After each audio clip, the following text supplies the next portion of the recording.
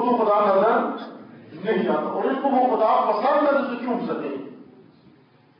یہ حضرت بھی ان کو خدا کو بوسا نہیں دے سکتے. اس نے کہا میں بناتا ہوں ایسا، اور اس کو چومو. انہوں نے چومنا شروع کر دیا. اس لیے کہا موسیٰ کا خدا کو ہاتھ آتا نہیں ہے، یہ خدا سامری نے بنایا، یہ خوب ہے. پھر کہا موسیٰ ہم مانیں گے تجھے، لیکن اگر خدا ہمیں دکھا دے، آنکھوں سے دیکھے ہم خدا کو. موسیٰ ان کو لے کر گئے میقات پر دوبارہ گئے. وَاخْتَارَ مُوسَىٰ قَوْمَهُ 70 رَجُلًا لِمِيقَاتِنَا. اللہ کی ملاقات کے لیے 70 افراد نمائندے منتخب ہوئے. فَلَمَّا أَخَذَتْهُمُ الرَّجْفَةُ. اور جب ان پر کیونکہ صفیحانہ بات کی تھی، ایک احمقانہ بات کی تھی، انہوں نے کہ ہم اللہ کو دیکھنا چاہتے ہیں، دیکھے بغیر مانیں گے نہیں، ہم پہلے دیکھیں گے پھر مانیں گے. یہ بیوقوفی کی بات، یہ احمقانہ بات کی. اس کے بعد خداوند تبارک و تعالیٰ نے ان پر عذاب نازل کیا. قال رب لو شئت اهلكتهم من قبل. موسیٰ نے کیا کہا، اے پروردگار اگر انہیں مارنا ہی تھا تو پہلے مار دیتا. معلوم تو تھا تجھے یہ کیسے ہیں، انہیں اگر مارنا ہی تھا تو پہلے مار دیتا. وَإِيَّايَ أَن تُهْلِكُنَا بِمَا فَعَلَ السُّفَهَاءُ مِنَّا. اے پروردگار آیا اس قوم کے اندر ہم میں سے چند بیوقوفوں نے جو حماقت کی ہے، اس حماقت کے جواب میں تو ہم سب کو مار دے گا. اے پروردگار، نبی خدا، حجت خدا، صفیوں کے کام سے خدا کی بارگاہ میں عذر پیش کر رہے ہیں. پروردگار اگر ان احمقوں کو مارنا تھا پہلے مار دیتا، اگر انہیں مارنا تھا پہلے مار دیتا. آیا تو چند، اے پروردگار چند صفیوں اور احمقوں کی وجہ سے تو ہم سب کو ہلاک کر دے گا. کیونکہ اللہ کا قانون یہ ہے کہ جو لوگ اپنے امور کی زبان بیوقوفوں کو دے دیں اور بیوقوفوں سے اپنا راستہ الگ نہ کریں، خدا ان عقل مندوں سمیت بیوقوفوں کو دبا دے گا. عقل مندوں کو اس لیے سزا ملے گی کہ انہوں نے سب کو چھوڑ دیا بیوقوفوں کے لیے، احمقوں کے لیے. احمقوں نے سب کچھ دبو دیا. اے پروردگار اتہلکنا، اے نبی، اے پروردگار کیا تو ہمیں ہلاک کر دے گا بما فعل السفہاء منا، جو بیوقوفوں نے چند بیوقوفوں نے جو حرکت کی. ان ہی الا فتنتک تضل بها من تشاء وتهدی من تشاء. اے پروردگار ہمیں معلوم ہے کہ یہ امتحان تھا ہمارا، یہ امتحان تھا، یہ آزمائش تھی ہماری. انت ولینا فاغفر لنا وارحمنا وانت خیر الغافرین. اے پروردگار ہمیں معلوم تھا کہ تم نے اے پروردگار یہ تو نے ہم سب کا امتحان لیا، ہم سب کو آزمایا ہے. اس آزمائش میں ان بیوقوفوں نے بہت خطرناک کام کیا ہے اور ان کی حماقت کے نتیجے میں اب تیرا غضب نازل ہو رہا ہے. لیکن اے پروردگار آیا ان احمقوں کی وجہ سے ہم بھی سب ہلاک ہو جائیں گے. اس وقت موسیٰ علیہ السلام نے خدا کی بارگاہ میں دعا کی، پروردگارا میرا راستہ ان احمقوں سے الگ کر دے. عزیزان قرآن صاف بیان کر رہا ہے کہ احمقوں کی حماقتوں سے عذاب خدا نازل ہوتا ہے، تباہی آتی ہے، ویرانی آتی ہے. جب تک عقل مند اپنا راستہ بیوقوفوں سے الگ نہیں کرتے. بیوقوفوں سے الگ کرو اپنا راستہ، اپنی زندگی الگ کرو، اپنے طور طریقے الگ کرو. یہ مصلحتیں کہ اس وقت یہ بیوقوف کیونکہ بڑی شخصیت ہے لہٰذا اس کے خلاف بولنا اس وقت بیوقوف کی بڑی شخصیت ہو جاتی ہے، اس کو بڑا مقام بن جاتا ہے. وہ بیوقوف تو بڑا مقام بن جائے ہے تو پھر بھی بیوقوف. سبھی کا مقام چھوٹا ہو یا بڑا ہو، اس کی وجہ سے عذاب نازل ہوتا ہے.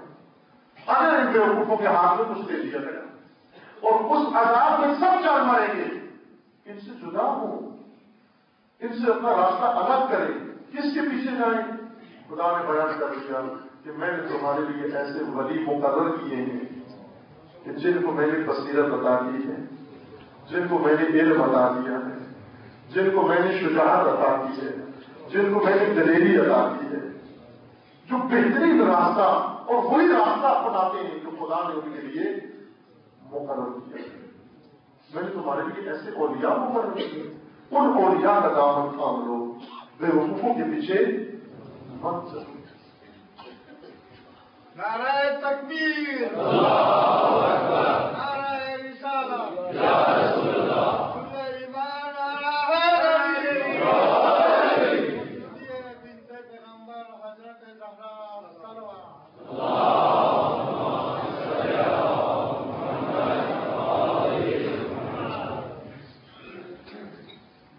ہمیشہ ایسے ہی ہوا ہے. جب احمقوں نے امتوں کو نابودی کی حد تک پہنچا دیا ہے، وہیں پر عقل مندوں نے پڑھ کر امت کو نجات عطا کی. وہیں بابصیرت انسانوں نے پڑھ کر نجات عطا کی. کچھ بے وقوف و احمق صحیح ایسے تھے جو اپنی عبادتوں کو بہانہ بنا کر یزید سے چشم پوشی کر کے اپنی عبادتوں میں لگے ہوئے تھے. سید الشہداء نے انہیں بتایا کہ دین اس چیز کا نام نہیں ہے. دین یزیدیت سے نظریں موڑ کر فقط سجدے کرنے کا نام نہیں ہے. ایسے سجدے خدا قبول نہیں کرتا. وہ جو کعبہ میں سجدے کر رہے تھے انہیں حسین بن علی نے بتایا سجدوں کا وقت ہوتا ہے، سجدوں کی سرزمین ہوتی ہے. کچھ سجدے ایسے ہیں جن سے انسان فقط عذاب سے بچتا ہے، کچھ سجدے ایسے ہیں جن سے امت بچ جاتی ہے. وہ سجدہ جو حسین بن علی نے کربلا میں کیا، اسی سجدے نے امت کو نجات دی. ان سے کہا، ان ستیوں سے کہا تم احرام کھول کے میرے ساتھ آ جاؤ. حاضر نہیں ہوئے، آنے کے لیے تیار نہیں.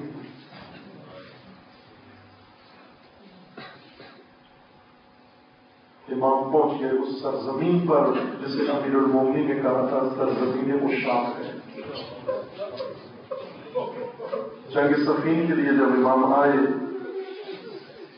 کربلا سے گزر ہوا لشکر کا، امیر المومنین گھوڑے سے اترے، کربلا کی خاص کوٹھی میں لی اور 3 دفعہ فرمایا واللہ ہا ہونا، واللہ ہا ہونا، واللہ ہا ہونا. خدا کی قسم یہی وہ سرزمین ہے، خدا کی قسم یہی وہ سرزمین ہے. ساتھیوں نے پوچھا مولا یہ کون سی سرزمین ہے؟ آیا نماز پڑھنے کی سرزمین ہے، اترنے کی سرزمین ہے، جنگ کی سرزمین ہے، آرام کرنے کی سرزمین ہے. امیر المومنین نے فرمایا یہ عاشقوں کی گرنے کی سرزمین ہے. مسارع عشاق شہداء، یہ مسرح ہے، یہ میدان ہے جہاں پر عاشق گریں گے. اندر سمجھ میں نہیں آئی بات کسی کو. کربلا سرزمین عشق ہے، سرزمین عشق ہے. وہ عاشق اس لشکر میں موجود تھا، وہ عاشق سن رہا تھا. سرزمین عشق پر پہنچ گیا اور جس دن خود سرزمین عشق پہ پہنچا اسی طرح کربلا کی مٹھی کو خاک کو مٹھی میں لے کر سید الشہداء نے بھی فرمایا خدا کی قسم یہی وہ سرزمین ہے. پوچھنے لگے مولا کون سی سرزمین ہے؟ کہا ہاں ہونا محب تو رہا لینا، یہاں پر میرے بچوں کے ذبح ہونے کی سرزمین ہے، یہاں پر ہمارے اترنے کی سرزمین ہے، یہاں پر علی اکبر کے غم کی سرزمین ہے، یہاں عباس کے اترنے کی سرزمین ہے، اور یہاں علی اصغر کی سرزمین ہے، یہاں خیمے جلدی کی سرزمین ہے، یہاں پر گھوڑوں کے پائمال ہونے کی، گھوڑوں کے نیچے پائمال ہونے کی سرزمین ہے، یہاں سر کٹنے کی سرزمین ہے. اس سرزمین پہ وہ عشاق پہنچ گئے. لیکن اس سرزمین کے اندر سید الشہداء قافلہ سالار عشق نے اپنا قافلہ سرزمین پہ عشق پہ پہنچا کر سجدہ شکر کر بھی دیا، کروا بھی دیا، اور سجدہ عشق کر بھی دیا اور کروا بھی دیا. حسین جب بار کا عشق سے فارغ ہو چکے اور سر رو کے سنا پہ جا پہنچا، یہاں سے آگے بڑی سخت منزل شروع ہوتی ہے، بڑی سخت منزل شروع ہوتی ہے. اس بیوی کی منزل شروع ہوتی ہے جس کو ام المصائب کہتے ہیں، جسے ام المصائب کہتے ہیں، جسے مصائب کی ماں کہتے ہیں. جب مدینے سے چلی تھی عبداللہ کے پاس جا کر کہا عبداللہ مجھے معلوم ہے تو میرا شوہر ہے، اگر تو نے مجھے روک دیا میں حسین کے ساتھ نہیں جاؤں گی، لیکن عبداللہ یہ تو جانتا ہے میں حسین کے بغیر زندہ نہیں رہ سکتی. شب عاشور جب سید الشہداء نے فرمایا کل میں شہید ہو جاؤں گا، وصیتیں کرنا شروع کی۔ زینب فرماتی ہے بھیا یہ تو ان لوگوں کی باتیں ہیں جن کو آخری رات گزار رہی ہو۔ کہا بہن کی آخری رات ہے ہماری۔ یہ سن کر بے ہوش ہو گئی۔ سید الشہداء ام المصائب کو ہوش میں لائے اور پھر اس کے بعد فرمایا زینب اگر تم قدم قدم پہ بے ہوش ہوتی رہی تو سرزمین کے عشق سے کافرہ عشق کو لے کر شام تک پہنچ جائے گا، چھوٹے چھوٹے یتیموں کو کون سنبھالے گا، پیغام شہداء کون پہنچائے گا۔ پھر اس کے بعد بے ہوش نہیں ہوئی، پھر اس کے بعد بے ہوش نہیں ہوئی، اپنے ہاتھوں سے حسین کو رخصت کرتی ہے، در خیمہ پہ کھڑی ہو جاتی ہے، فقط اتنا کہتی ہے ماں جایا ذرا آہستہ آہستہ جاتا ہے، اتنی جلدی ہم سے جدا نہ ہو۔ صرف اتنا کہتی ہے حسین یہ حسین صورت ہمیں مڑ مڑ کے دکھاتے جاؤ کہ ہم نے اس کی زیارت نہیں کر سکتے۔ اور پھر وہ وقت بھی آ پہنچتا ہے کہ جب شبر نہیں دیکھ کر اسے خنجر لے کر چلتا ہے اور ادھر سے زینب خیمے سے نکلتی ہے، جا کر پیلے پر کھڑی ہو جاتی ہے اور اپنی منظر اپنی آنکھوں سے وہ منظر دیکھتی ہے جو کوئی بہن نہیں دیکھ سکتی، جو کوئی خاتون نہیں دیکھ سکتی، لیکن بے ہوش نہیں ہوتی ہے۔ پھر شام غریبہ آ جاتی ہے، پھر خیموں کو آگ لگ جاتی ہے اور پھر زینب بچوں کو سنبھالنا شروع کر دیتی ہے، لیکن بے ہوش نہیں ہوتی۔ اور پھر سید سجاد کے پاس جاتی ہے اور آ کر حجت خدا کی امامت کا پہلا فتویٰ مانگتی ہے۔ اے حجت خدا آج امامت کے منصب پر فائز ہوئے ہو، اپنی امامت کا پہلا فتویٰ تو بتاؤ۔ فتویٰ کیا ہے؟ بھی کیا بتاؤ؟ آگ میں جل مرنا ہے یا جان بچانی ہے؟ آگ میں جل مرنا ہے یا جان بچانی ہے؟ فتویٰ مل جاتا ہے، حکم مل جاتا ہے، پھوپھیوں کو جان بچانی ہے، لیکن کیسے جان بچانی ہے یہ تو نہیں بتایا، کیونکہ ایک طرف خندق آگ کی جلی ہوئی ہے، دوسری طرف کا محرم موجود ہے، یہ کسی نے نہیں لکھا جان کیسے بچائی ہے۔ بس ایک روایت بتاتی ہے کہ جب خیمے چل رہے تھے تو حمید کہتا ہے میں نے دیکھا ایک چھوٹی سی بچی جس کے کانوں سے خون رس رہا تھا، مقتل کی طرف دوڑی ہوئی جا رہی ہے، کامر میں آگ لگی ہوئی ہے، میں بڑا آگے بڑھ کر دیکھا کہ اگر دوڑتی نہیں آگ تیز ہو جائے گی، بچی جھلس جائے گی، میں آگے بڑھا آگ بجھانے کے لیے آگ جوڑ کے کہتی ہے، اپنے رخسار آگے بڑھا کر کہتی ہے کہ میں تماچے تو کھا چکی، میں تماچے تو کھا چکی، میں بالیاں تو اتروا چکی، میرے کام تو سیدھے جا چکے، اب تو کیوں مارنے آیا ہے؟ میرا پردہ تو لٹ گیا، اب تو کیوں مارنے آیا ہے؟ کہنے لگا میں مارنے نہیں آیا، میں تو آگ بجھانے کے لیے آیا ہوں۔ اوپر مصائب نے کیا مصائب جھیلے، ایسے مصائب جھیلے کہ جب بھی سید صالحین سے پوچھا جاتا مولا کہاں سب سے زیادہ تکلیف پہنچی تو بس سجاد یہی فرما دیتے شام شام شام۔ شام میں کیا ہو گیا؟ شام میں کیا ہوا؟ شام کیوں جگر سجاد کو کھا گئی؟ اجرکم ربکم جزاکم ربکم، شام جگر سجاد کو کھا گئی۔ سب کربلا میں شہید ہوئے، لاشیں کربلا میں پائمال ہوئے، پیاس کربلا میں تھی، تیر کربلا میں چلے، لیکن جگر سجاد کو شام کھا گئی۔ عزیز و شام میں وہ کچھ ہوا جو سجاد ہی برداشت کر سکے، کوئی اور برداشت نہیں کر سکتا، لیکن ام المصائب نے آج شام کے مصائب سجاد کو بھی نہیں بتائے، سجاد کو بھی نہیں بتائے۔ بس ایک روایت شام کی سن لو کہ جب قافلہ دربار میں جا پہنچتا ہے، یزید ایک سوال کرتا ہے اپنے درباریوں سے کہ میں نے سنا تھا حسین کی ایک بہن تھی جس کا نام زینب تھا، مجھے یہ بتاؤ کہ کربلا میں ماری گئی ہے یا اسیر ہو کر شام آ گئی ہے؟ بلکہ سن لو کہ جگر سجاد کو کیوں شام کھا گئی؟ جب تک مولا زندہ رہے شام شام کرتے رہے، جب شام کا نام آ جاتا سجاد کے چہرے کی رنگت بدل جاتی، آنکھوں سے آنسو جاری ہو جاتے، مولا کا تن لڑ جاتا۔ کیا ہوا مومنو؟ کیا ہوا؟ اجرکم ربکم جزاکم ربکم جزاکم ربکم۔ جب قافلہ دربار میں لے آئے تو یزید نے سوال کیا کہ میں نے سنا تھا حسین کی بہن تھی، اس کا نام زینب تھا، آیا ماری گئی یا اسیر ہو کر کربلا آ گئی؟ ایک لائن نے کہا نہ یزید ماری نہیں گئی، قتل نہیں ہوئی، اسیر ہو کر تیرے دربار میں آ گئی ہے، ابھی تیرے دربار میں موجود ہے، پوچھتا ہے کہاں ہے، بس بڑی سخت منزل سے تو سجاد کے لیے آ گئی، بڑی سخت منزل آ گئی، وہ اشارہ کرتا ہے کہ اے یزید وہ سفید بالوں والی خاتون جو ایک بڑھیا کے کندھے پہ پیشانی رکھ کر ہاتھ پسے گردن بندے ہیں، جس کے ہاتھ پسے گردن بندے ہیں، بس وہی حسین کی بہن زینب ہے۔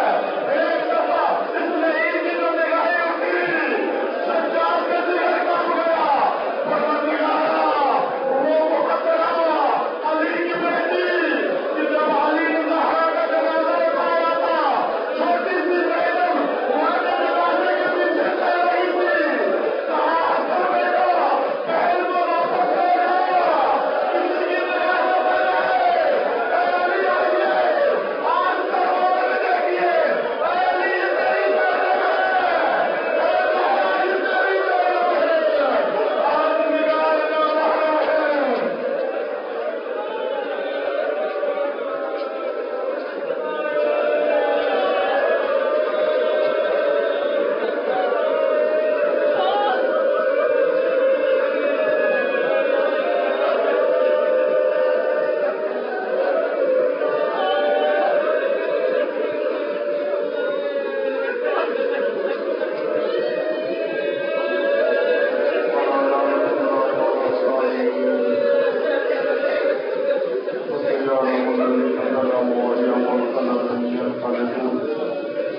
اللهم بحق اسمك العظيم الأعظم الأعز الأجل الأكرم يا الله يا الله يا الله يا الله يا الله يا الله يا الله يا الله پروردگار بحق محمد و آل محمد ہمارے اس طریق سے ذکر کو اپنی بارگاہ میں قبول فرما، مومنین کے اخلاص و خلوص و شرف قبولیت عطا فرما، جو مومنین اس دنیا سے رحلت کر گئے انہیں جوار رحمت کے مقام نصیب فرما، جو مریض ہیں انہیں شفاء کاملہ نصیب فرما۔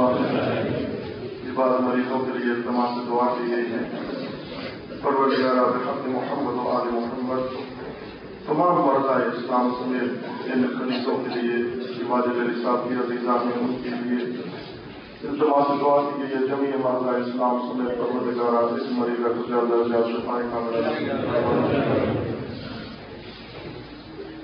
پروردگار بحق محمد و آل محمد۔ ایک مومن نے اپنے بچہ کے لیے دعا کی، عمر 5 سال ہے، بعد میں گزرتی، پروردگار بحق محمد و آل محمد تمام مومنین کی اولاد کو ہر شر و بلیہ سے محفوظ فرما، صحت و تندرستی عطا فرما، اور اس مومن کے اس فرزند کو پروردگار جلد از جلد قوت گویائی عطا فرما۔ جو مومنین ملتمس سے دعائیں ان سب کی دعاؤں کو مستجاب فرما، جو صاحب حاجات ہیں ان کی حاجات کو پورا فرما، جو کسی مشکل و مصیبت میں گرفتار ہے جہاں سے محمد و محمد تمام مسائل مشکلات کو برطرف فرما۔ پروردگار عالم اسلام کو ظلم و ستم سے نجات عطا فرما، مظلومین غزہ و فلسطین کو نجات عطا فرما، مظلومین عراق و کشمیر کو نجات عطا فرما۔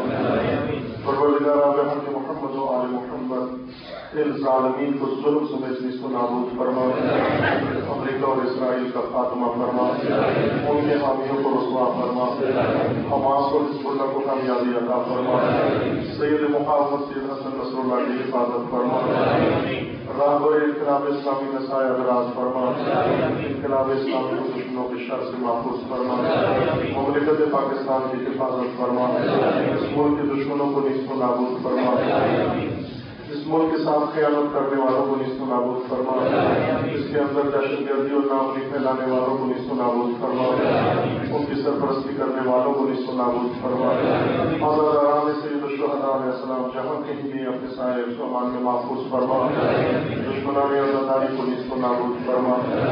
پروردگار بحق محمد و آل محمد امت مسلموں کے اندر اتحاد و اتفاق برقرار فرما، ملت پاکستان کے اندر اتحاد و اتفاق برقرار فرما، ملت تشیع کے اندر اتحاد و اتفاق برقرار فرما، اپنے ولی حق ولی اللہ اعظم اجل اللہ تعالی فرض شریف سے جلد از جلد ظہور فرما، ہمیں حضرت عوام و انصار میں سے ہونے کی توفیق عطا فرما، معمولین کے لیے، مومنین و مومنات کے لیے، اپنے گزشتگان کے لیے، بالخصوص شہداء کے لیے، وہ بالاخص امام الشہداء حضرت امام نبی رضوان اللہ علیہ کے لیے سورہ الفاتحہ. بسم اللہ الرحمن